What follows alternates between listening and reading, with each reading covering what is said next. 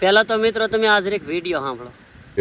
આપણે જોઈએ છીએ કે ઘણા સમયથી વર્ષોથી અંબાલાલ પટેલ નામના શખ્સ છે એ વારંવાર આગાહીઓ કરતા હોય છે એની એક પણ સાચી નથી પડતી. વાવાઝોડાની વારંવાર કરતા હોય છે તે પણ સાચું પડતું નથી અને એની જે ભાષાથી પણ લોકોને સમજ આવે તેવી નથી. તો એને ઉંમરને ધ્યાનમાં રાખીને આ જે આગાહી કરવાનું બંધ કરવું જોઈએ. વડીલ, તમારી આ ઓવર એક્ટિંગ અમને ગમી નહીં. તો મિત્રો આ ભાઈ જે બોલ્યા છે એ પોતે વિજ્ઞાન જાથાવાળા છે અને હવે આ એક પાવડાના હાથાવાળા બોલે એ સાંભળો. કેમ કે આજ અંબાલાલ દાદાને ઋણ ચૂકવવાનો વારો આવી ગયો છે મારી નાય.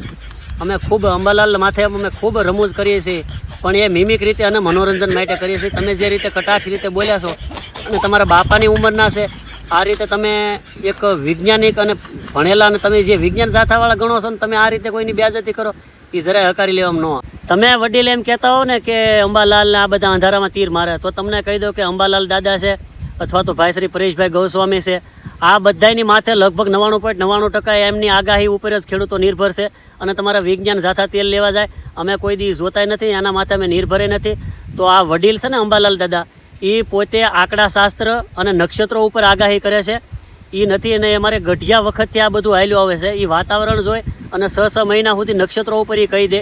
એમાં કદાચ થોડો ઘણો કારક ફારફેર થાય આ તો કુદરતી છે પણ છતાંય એનું અનુમાન છે એ 100% સચોટ જ હોય અને ખેડૂતો એના ઉપર જ નિર્ભર છે.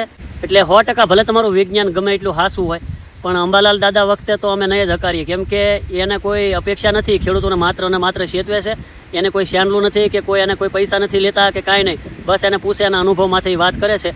બાકી તમારે આવી હલકી પ્રસિદ્ધિ કમાવી હોય એના નામ ઉપર ને એના નામ લઈને તો તમને મુબારક. બાકી આ વસ્તુ હકારી લેવામાં નહીં આવે અને ખેડૂતો 100% અંબાલાલ દાદા ને હારે છે. અને જે અમારા વડીલો આગાહીકારો છે એ શિરોમાન્ય હતા અને રહેશે. એટલે વિજ્ઞાન જાથા તમે તમારી ઘેરે રહ્યો.